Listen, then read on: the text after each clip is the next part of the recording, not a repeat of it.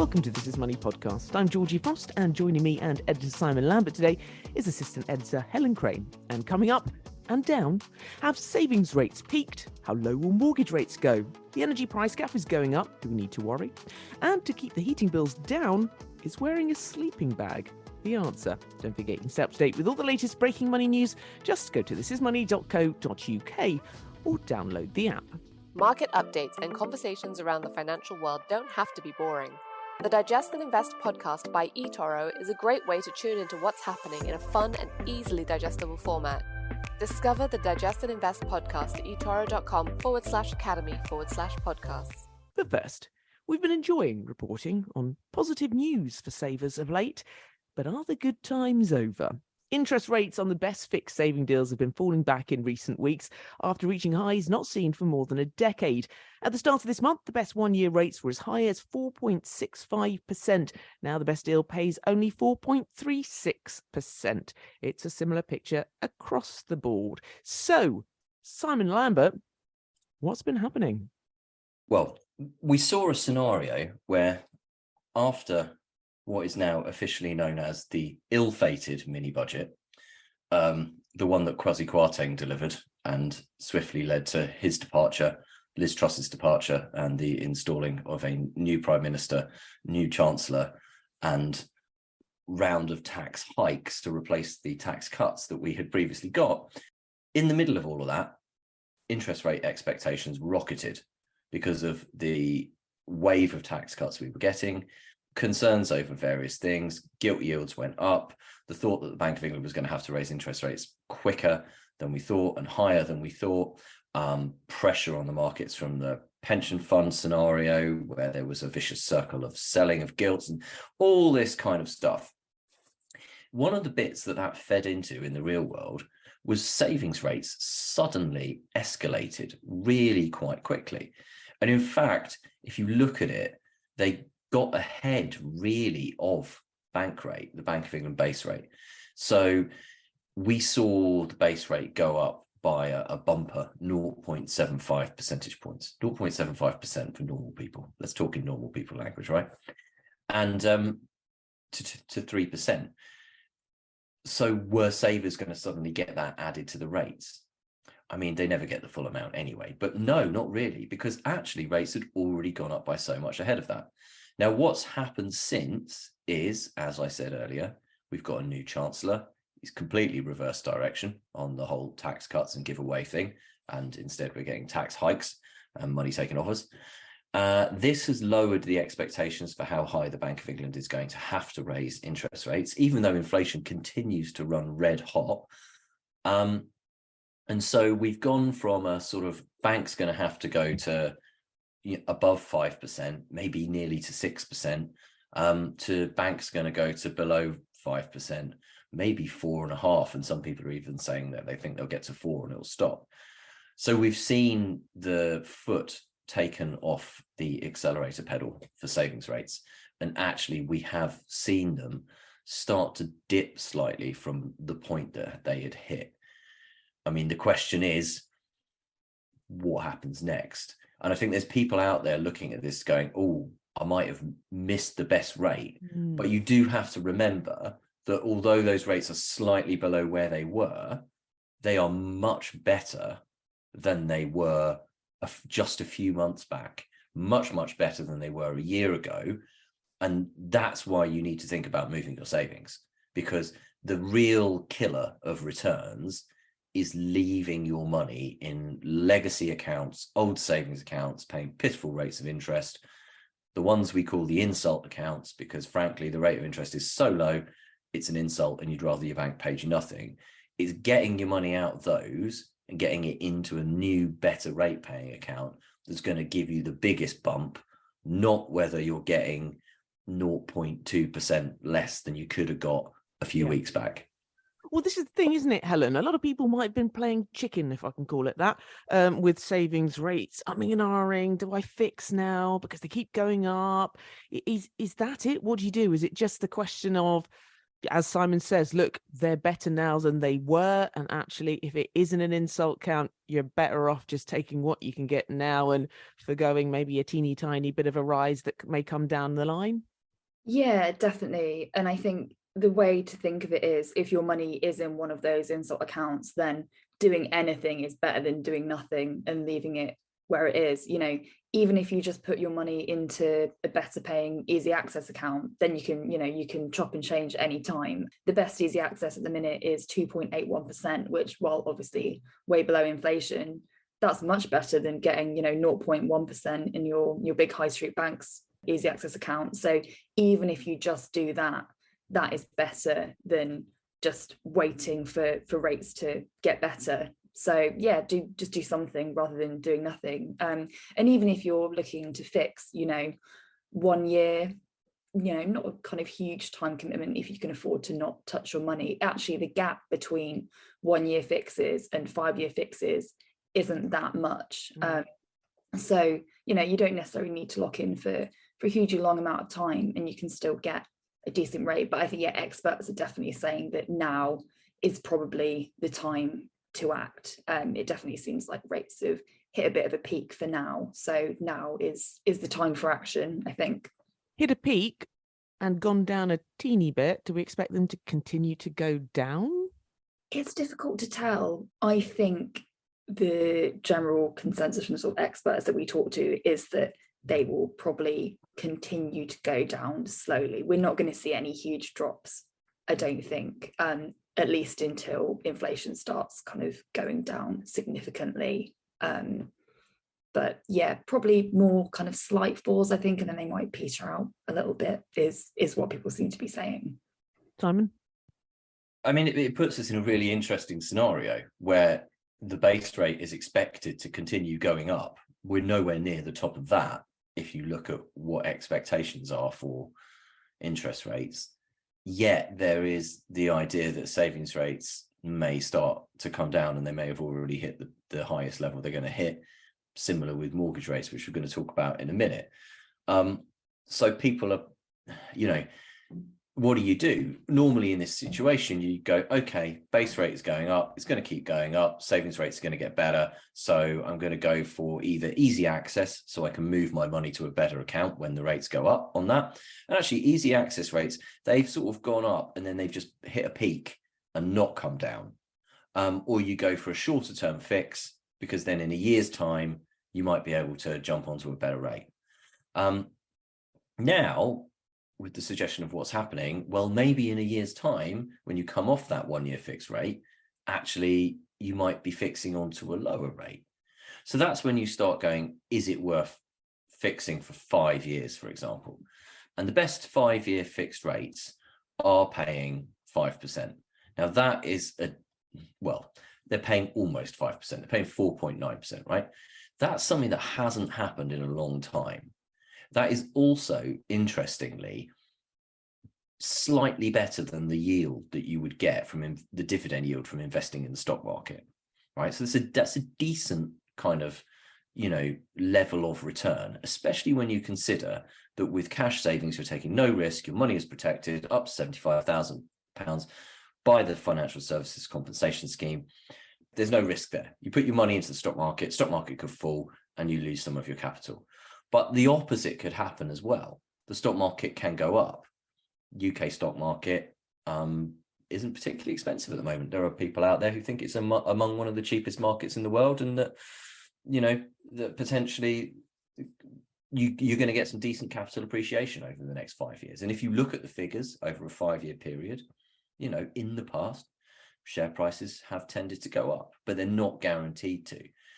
I would argue, if you're looking at 5 years, that is if you can afford to lock money away for 5 years, then that is a long enough period that you should be considering investing. But investing isn't for everyone, and not everybody wants to do it. So if that's the case, ask yourself the questions. Why don't I want to invest? What are the reasons? It's not gambling with your money, because gambling involves putting some money down, and then when you lose the bet, you lose all your money. The stock market's highly unlikely to go to zero in the next 5 years. But not everybody wants to do that. I think do consider the tax position as well. It might be worth getting your money into an ISA. You've got the personal savings allowance, £1,000, but that's only for a basic rate taxpayer. Fiscal drag is pulling more people into higher rate tax. Your savings allowance drops to £500 there. As rates go up, it becomes easier to hit that limit. So it is worth getting the money into an ISA. My personal preference would be for a shorter term fix. I'm a long-term fix on a mortgage and short-term fix on your savings person. And interestingly, our savings guru, Ed Magnus, did some number crunching for us this week on would you beat inflation if you put your money into a 2-year fixed rate savings account. So there are no accounts at the moment that will beat inflation. Inflation is 11.1%. There are no accounts paying 11.1%. You're losing money on that gap between the two. But inflation is a backward-looking figure. That's telling you how much money you've lost over the last year. If you're putting money into a fixed rate, you're looking forwards. And if you look at the Bank of England's projection for inflation and the OBR as well, the projection that may be completely wrong, by the way, but just look at that and you'll see that they expect inflation to start dropping substantially from the middle of next year. It's projecting inflation to be around 5.2% this time next year, the Bank of England is. That means that a saver who took the best fixed rate deal, a 1-year fix, would be worse off in real terms in a year's time. However, if you look at the Bank of England's projections beyond that, then it says inflation is going to come down even further. So it's looking at inflation coming down to about 4% between January and March 2024, then about 2% in 2 years' time, and 0.5% in 3 years' time. So, as I said, Ed did some number crunching, and basically, if you go with what the Bank of England thinks is going to happen to inflation, and you put £1,000 in a savings account, you need to have got to £1,067 in 2 years' time to break even in real terms. If you take the best 2-year fixed rate on the market, you'd earn £97 in interest, so you'd end up with £1,097. So you would end up better than inflation in 2 years' time. But that's only if the Bank of England's right on inflation. And anybody who listens to this podcast regularly or reads the news will realise that the Bank of England's record on predicting inflation hasn't been amazing over the last couple of years. No. Indeed, you're right, Simon. One place where rates falling is good news is, and you mentioned it then, Simon, the mortgage market. I mean, let's not go nuts. We're not back to the sub 1% days, but it's a start. Interest on the average 5-year fixed mortgage has dropped below 6% for the first time in 7 weeks, from 6.32% at the start of the month to 5.95% now. 2-year fixed rate deals are now at an average of 6.13%. That's according to Moneyfacts, down from 6.47%. What does it mean? Well, it means around about, for a 200 grand mortgage, Helen, 40 quid saving a month, but obviously it depends on you and your deal. Who's been the best in bringing rates down, and why is this happening? Sure. So, mortgages are still expensive, especially compared to a couple of years ago when we're seeing rates of 1%, even below 1%. But it is slowly getting better. So we've seen this week there are now a handful of deals below 5% interest for those with more equity. So that hasn't been the case for quite a few weeks since that ill-fated mini budget. So that's some good news. Some of the banks that have been bringing them down, Santander announced this week that it was reducing all its rates by up to 0.45%. Nationwide as well has reduced the rates on its 2, 3 and 5 year fixes by up to 0.3%. So, some decent reductions that could save some people, a few £100,000 even over a year. So that's welcome news. I think it's a similar situation to what's been going on with savings rates. So lenders are kind of priced in these higher inflation forecasts several months ago. And they're now realizing that, looking at things like swap rates, which forecast the kind of future of interest rates, they might start to kind of fall next year. So they feel comfortable bringing them down a little bit. So it's good news, but it's not not a huge drop, but things are kind of moving in the right direction. Not a huge drop, Simon, but is this a positive view, I suppose, of the economic outlook of the UK, that lenders now feel, okay, we can start bringing it down after the madness of the last couple of months? Well, so there's an interesting concept that you need to bear in mind when you look at the financial world, and that is the path of least resistance. A lot of the behavior that you see from, companies to banks to investors to everything else like that is the path of least resistance, the easy option, right? So I don't want to be the person caught holding the hot potato, whatever it is, I don't know, and this is what banks and building societies did in the aftermath of the ill-fated mini budget, as we have to call it. They pulled a load of their mortgages. So there was a whole raft of them just pulled from the market, and the ones that were remaining, they whacked the rates up on. And the path of least resistance here was, we don't want to get caught out. We don't want to end up with a load of people that we've written mortgage business for, and then rates suddenly go up. We don't know what's going to happen to rates. There's like slight chaos in the gilt markets. Britain's staging its own mini financial crisis. Let's just pull mortgages and whack rates up. Let's just step back for the time being.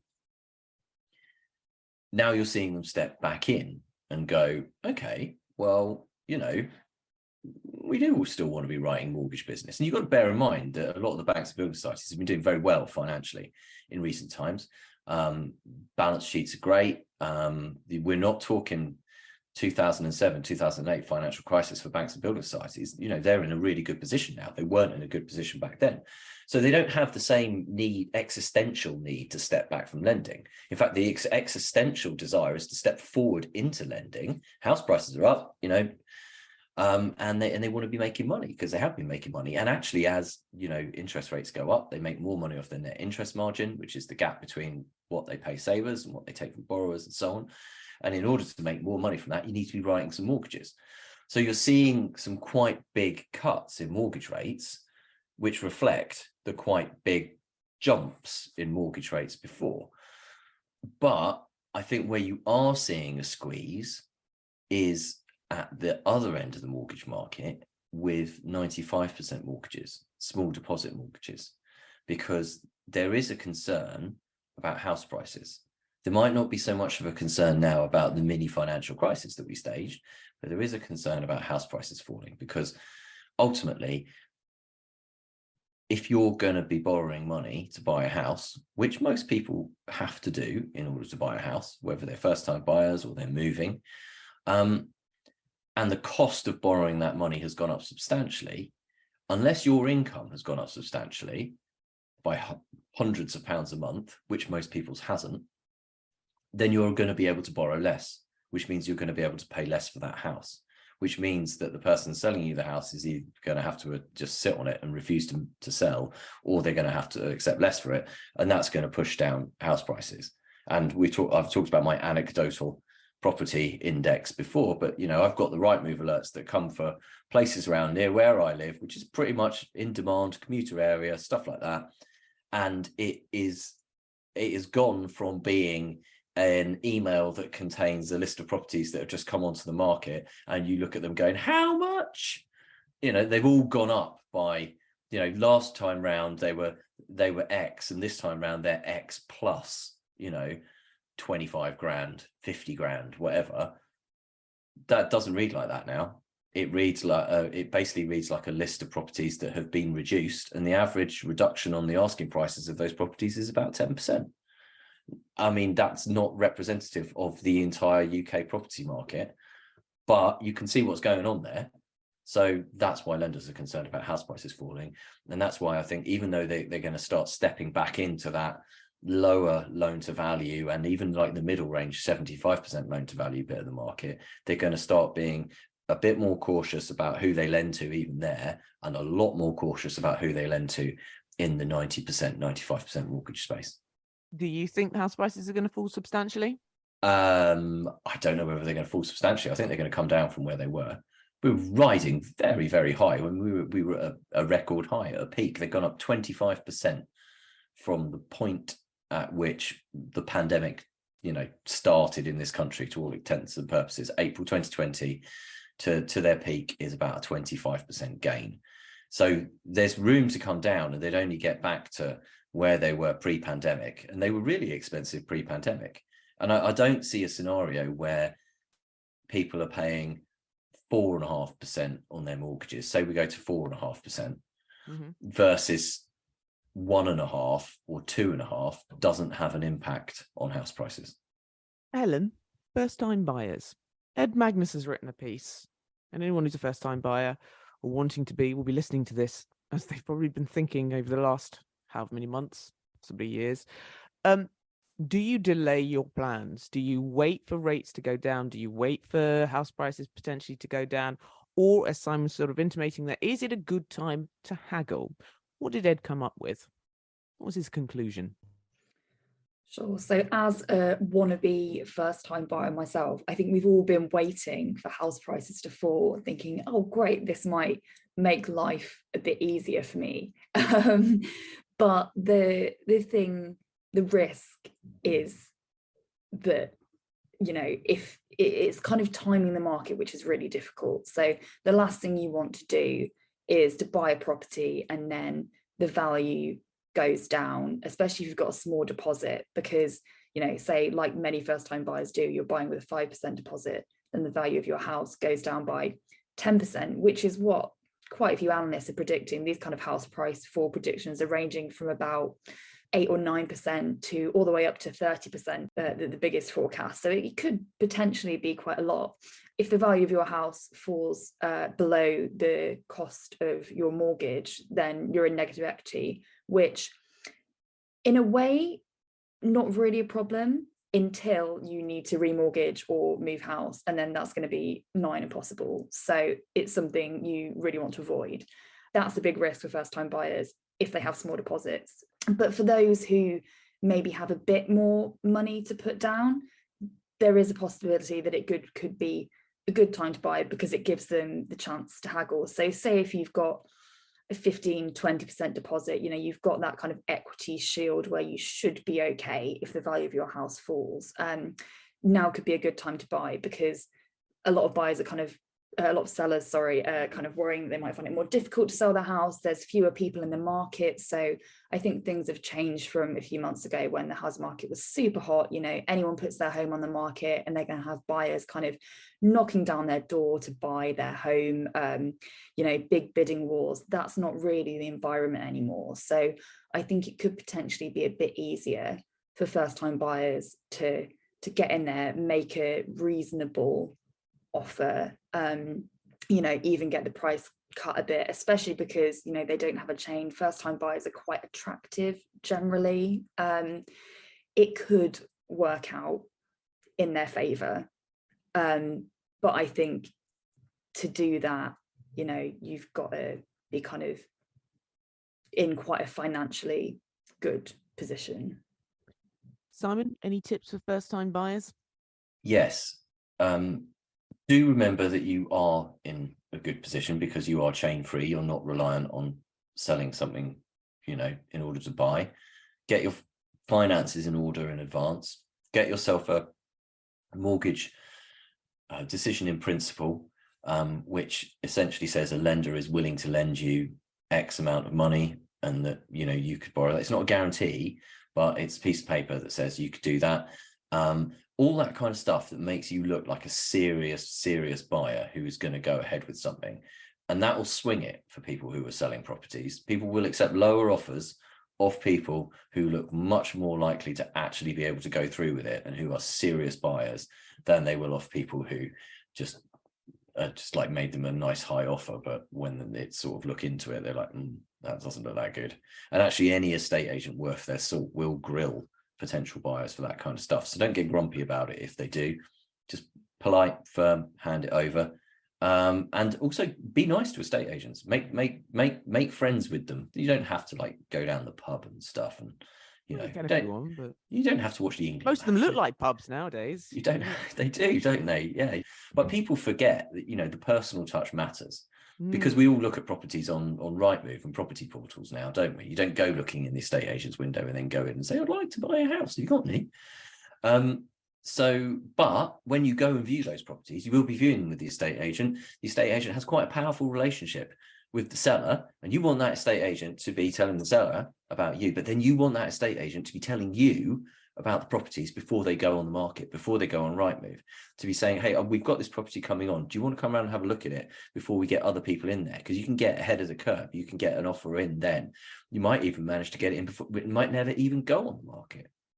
That's a really good move, is to think about this whole kind of thing strategically and not just be like really hands off, but remember that relationships count for a lot in life. And so it's worth doing that kind of stuff. Don't panic. Don't rush into it. Don't go, oh, I need to buy this place because there won't be another place. There will be another place. And if somewhere's right, it'll feel right. And if it doesn't work out, it doesn't work out. And, you know, sounds really stupid, but I'm a great believer in fate. So anyway, and also the other thing is, in terms of the prices element, be looking at places and be conscious of the fact that house prices could come down. And so therefore that might mean that you might not be able to move if you decide that you're only going to live there for a short period of time. So make sure that you could live in that place for a decent period of time, i.e. 5 years, not be buying it thinking, oh, well, we'll move in 2 years. Okay, because A, you probably won't, because 2 years goes really, really quickly. And all of a sudden it's zipped past and you're still there. And B, you might not actually be in the financial position to do so. And if there's a kind of life event potentially coming up, i.e. you've just got married and you're thinking about having your first child, and then you're like, well, let's buy that 1-bedroom flat that's got no outside space and only 1 bedroom. That's a sort of red flag of maybe you should be trying to find a 2-bedroom place instead of the 1-bedroom place. At which I can hear people tearing out their hair going, yeah, Lambert, but I don't have the money for a 2-bedroom place. And it's like, well, maybe you might need to look at a different area, or think about things, think a bit laterally or something, because as I said, you don't want to be stuck in that position where you're sitting there in 2 years' time going, I wish we hadn't bought this place, and we're stuck in it. Sage advice there from both of you. That's it for part 1. Market updates and conversations around the financial world don't have to be boring. The Digest and Invest podcast by eToro is a great way to tune into what's happening in a fun and easily digestible format. Discover the Digest and Invest podcast at etoro.com/academy/podcasts. Welcome back. So we got the news this week of what we could have been paying for our gas and electricity, were it not for the price guarantee from the government. Ofgem revealed its price cap for average household energy bills is rising by 21% to £4,279 annually for the period from January to March 2023. It means the government could end up paying £4 billion more to subsidise our bills due to the increases in the wholesale price of gas. Helen, let's go back to basics here. As interesting as Ofgem's announcement is, we're not actually paying that. So what's the point of them announcing this? How much are we actually going to pay? What is the price guarantee? Tell me. Sure. So the energy price guarantee is this policy that was brought in by Liz Truss's government, remember them, from a few weeks ago, that will limit the amount paid by the typical UK household. So this is, a household using the average amount of energy. So if you use more, you pay more. But the limit for the average household is going to be £2,500 a year, and that lasts until the end of March 23. So that's the government putting essentially an artificial cap on what people are paying for their bills, and they will pay the energy companies for the difference, essentially. So one thing that's changed with that recently, in the autumn statement last week, Jeremy Hunt has announced that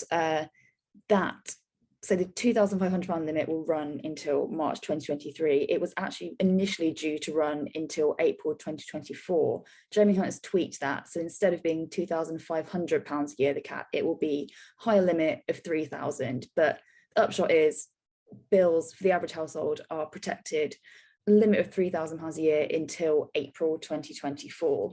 The reason that Ofgem has announced its what its cap would have been if this government policy wasn't in place, I think is essentially so the energy firms know the difference the government needs to pay them between what people are actually paying and what they effectively should be paying if they were paying market rates.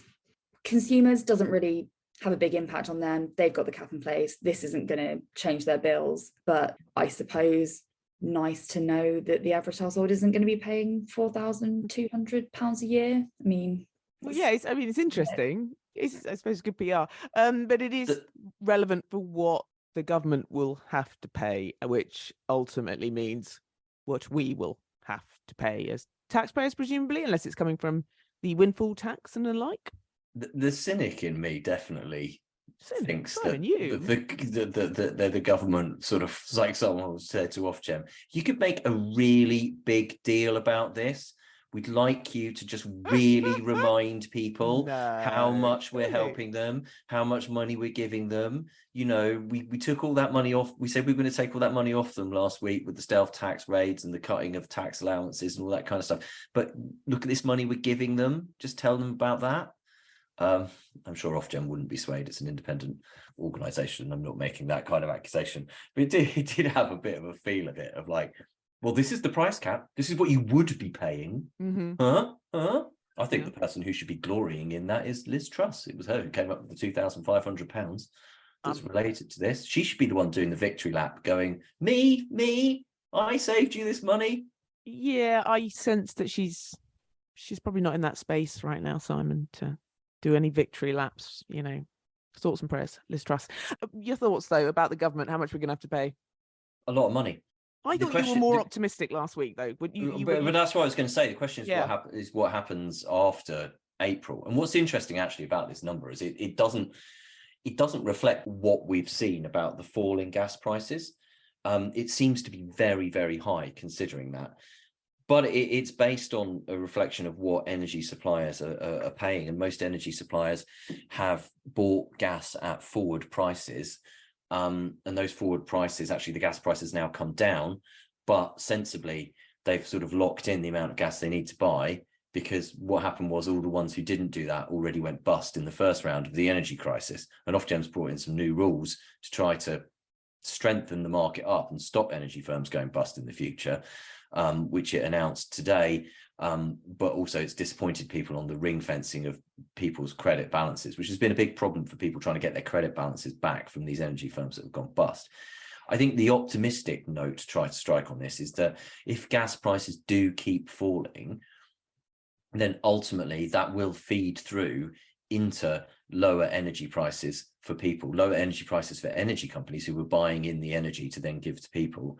And it will not only hopefully drag the price cap down, but it will mean the taxpayer spending less money on the energy support scheme, and also might even ultimately lead to the revival of energy firms offering fixed rate deals to people, because that's the best case scenario, is we get back to the point where people are being offered better deals than the price cap, and the price cap stops becoming so important, because the price cap for a long period of time was just a fail-safe that was put in place to try to protect all the people who didn't bother to switch or couldn't switch or weren't savvy enough to switch. Loyal listener, what you can't see, because this is a podcast, is when Simon said the introduction or the reintroduction of fixed rates, my eyebrows raised and Helen went, ooh, Helen, ooh, the return of fixed rate deals. Yeah, that'd be great, wouldn't it? It's quite hard to predict. Would it, Helen? Would it? Would a fixed rate deal be a good idea as a sort of first introduction to get hold of that deal, bearing in mind it's fixed for a time? So you're sort of, as you always are with these things, taking a bit of a gamble, are you not?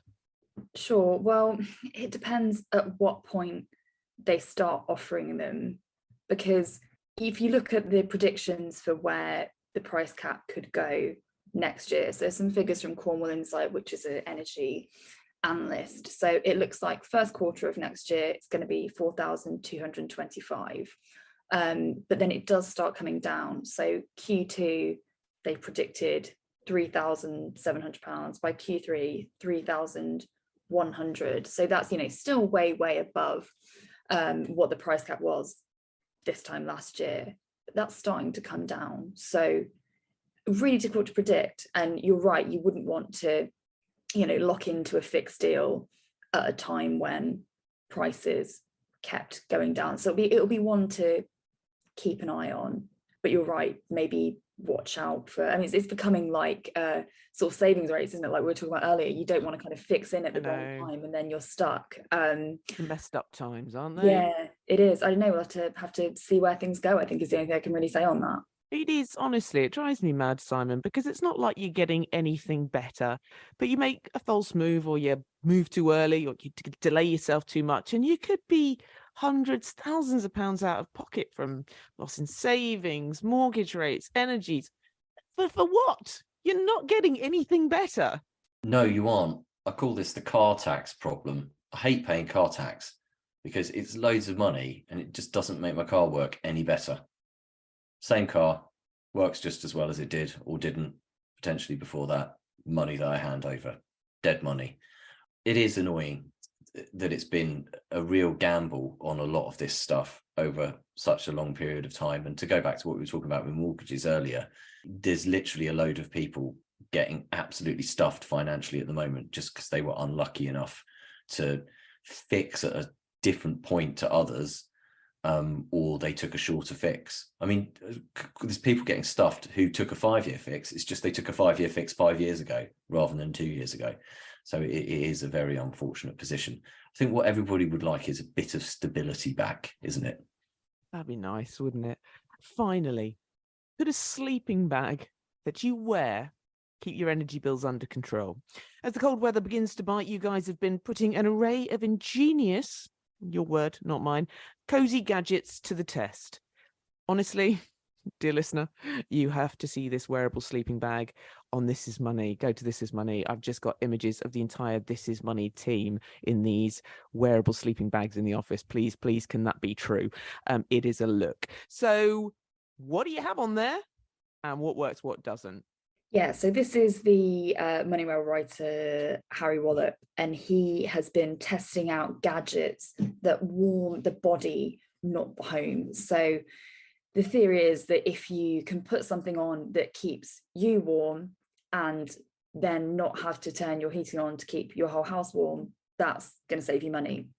So there's a huge market for these kind of things now, obviously, with energy bills going up so much. Some of them honestly look absolutely ridiculous. So the first thing on this list is a foot warmer, which looks like kind of like a big pillow that you stick your feet in and turn it on, just to kind of keep your toes toasty.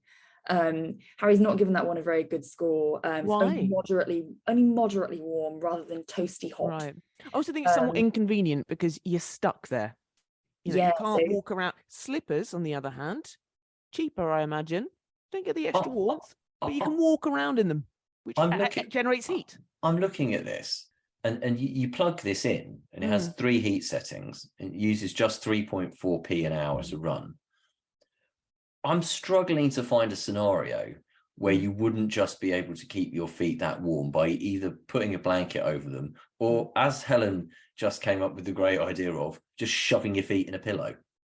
Yeah, I'm up. Slippers. I think if you put a pillow on the floor and then you put your feet on the pillow and then you put a blanket over the pillow, your feet would stay as warm as they would do in the Bura foot warmer, which costs £41 from Lakeland. Ooh, and needs to be plugged in.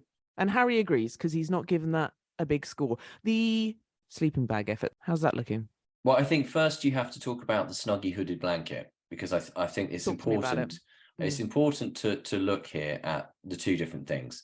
The Snuggie hooded blanket. This is a wearable blanket. There's a lot of these. This is not news, as people often leave in comments on stories. It's a big poncho made of thick, fleecy polyester.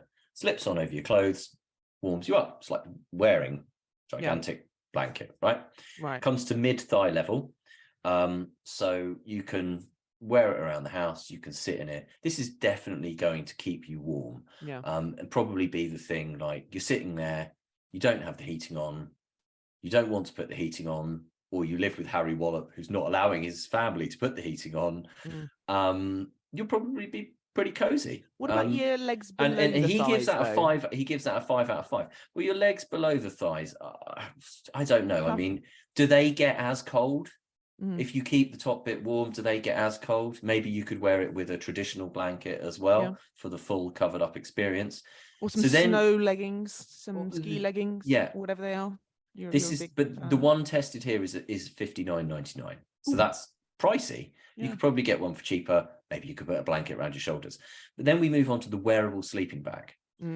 He said, my daughter says this makes me look like a caterpillar and not a very happy one. It's a fancy dress outfit if it doesn't work as... Yes. It's made by a company called Desert Fox. It's a sleeping bag with armholes and a zip that allows you to free your feet if you need to walk anywhere. So you have your arms sticking out the side. You have a zip. You can zip up when you're just sitting there, so you don't have to shove your feet in the pillow or the foot warmer that we mentioned earlier. You have like the sleeping bag hood over your head.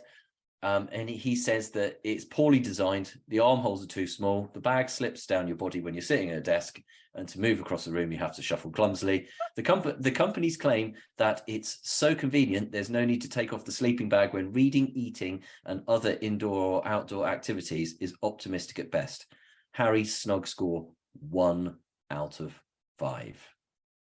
Gosh. I have to say the one that sort of concerns me is the Nordic tit warmer, Helen. I'm sorry, that's exactly what this looks like. And it looks like it's slightly nuclear or going to burn your tits off, basically. We can say that on the podcast, can't we, Simon? Yeah, he's agreeing. Helen? Yeah, I mean, I'm also very bemused by this one. This is a sort of a gilet. Having been born in Norway, I don't remember ever seeing these. I'll be honest with you. But okay. Yes, don't they just use saunas instead? They're just built of harder stuff, Simon. They don't need some sort of... I don't even know what this is. Sorry, Helen, I interrupted you. No, that's all right. So it's a gilet with kind of heat pads inside it. It's £170, so it's not cheap. It's from a company called Nordic Heat. But you're right. The positioning of these sort of heated pads is right on the upper chest, shall we say? So I just feel is bizarre. If you want, if you market for a kind of heated top, I would say you want kind of like lower back or maybe shoulders, but yeah, very, very strangely positioned. I mean, Harry's given it a snug score of 3 out of 5, so it might work for some people, but I feel like definitely not for me. No, I mean, yeah, it just looks frightening. I was just going to say, I know how you could achieve a similar effect on a bit of a DIY job. And I don't know whether you would work out even on this over the course of the winter. But you know those foot warmers that you can buy, that you can put in your shoes to keep your toes warm? And you sort of, you bend them, they get hot, they last for a certain amount of time. If they have an adhesive bit in them. If you were to get some of those and then take a gilet that you might already own, or another item of clothing, you could put them inside the item of clothing. You could have them around your body, so you're not just warming the breast area. And that would give you the opportunity to have plenty of warmth. And it might be that the cost of the heat warmers doesn't rack up to £170 over the course of winter. I've seen similar things, similar ideas here like this when I've been away snowboarding and skiing, though. Heated gloves. Which they have, wires that run through them. They're heated. You can control it from your phone as well. Although I was always intrigued as to how you would control it from your phone with the gloves on, because that does make it quite hard to use a phone wearing ski gloves. But they probably thought that. But they look great. And as somebody who suffers from really cold hands, that thing where your fingers go white and then they stay white for ages. Yeah, they would be absolutely brilliant. But the last shop I saw them in, they were something mad, like €230. And I was like, no, do you know what? I could just wear mittens and do that thing where you wave your arms around to warm your fingers up. Yeah, see, this is the problem with all of these things. Look, as effective as they may or may not be, we're talking about a cost of living. We're talking about saving on your energy bills. But what you're talking about is quite a big outlay for whatever product you may or may not be buying. So in sum, Helen, what should we go for? Something or nothing? Just a blanket, bit of newspaper, stuff it down our shirts. Yeah, that's it. man up or woman up or whatever up. Yeah, I think the basics kind of work pretty well, don't they? Like a hot water bottle it's a good product. It's a tried and tested, body warmer. I'm fairly happy with a classic hot water bottle. I would say it's funny that you bring up man up or woman up, because I do think there's a bit of a gender divide with these heated products, where I think women probably more likely to buy something like Snuggie or a hand warmer. And I think there's a bit of embarrassment amongst some men about buying these kind of things. So for example, I can't understand why. Why would you not want that sleeping bag effort? I mean, it's class. The hand warmers that you get that you put in your gloves, so you can like put them in the microwave or put them in some hot water and they heat up and you put them inside your gloves to keep your hands warm. I had a pair of heart-shaped purple glittery hand warmers that I used for some time. They've gone missing, Georgie, because my younger brother decided to borrow them and has never given them back. So he's still using them. Buy your own. Normalise men buying purple sparkly hand warmers. And I think that if we are going to do some outrageous gender stereotyping, the scenario where women are much more likely to buy some form of blanket or something that is going to keep them warm and possibly does so at a lower cost, versus men being stupid enough to buy like really expensive heated gloves or body warmers or any other tech laden thing that costs so much money that they're never going to make the money back, and it'd just be cheaper to put the heating on, is probably fairly accurate. Yeah. Well, sticking with the gender theme, and I appreciate we've gone on, but this is an educational podcast. I'm on the Pfizer website, and apparently women do feel the cold more. Not a probably surprise to most women, although body composition and size do have a lot to do with cold perception. It says here we've less muscle, which is a natural heat producer. We also have 6 to 11% more body fat than men, which keeps the inner organ. I'm not going to go on, but apparently we are more likely to feel the cold. So there you go. That's probably why we buy these sort of products, and we don't have the shame. So that's it. Let us know if anyone's tried these. We'd love to hear your thoughts. You can keep up to date with all the latest breaking money news. Just go to thisismoney.co.uk or download the app. If you have any comments or questions to the team, any tips to stay warm, anything you'd like them to look into, Simon? Yes, and don't forget the government will soon be issuing you with its own tips for you to stay warm. So we'll go through those when they come out. They will range from such things as turning the heating down, potentially, to Rishi Sunak's idea of buying a £9,000 pair of heated sliders, maybe. Right. So email us at editor@thisismoney.co.uk, tweet us at thisismoney, or come to thisismoney.co.uk/podcast to join in the debate and read the comments. And if you like our podcast, why not rate us wherever you found us? It helps other people find us too.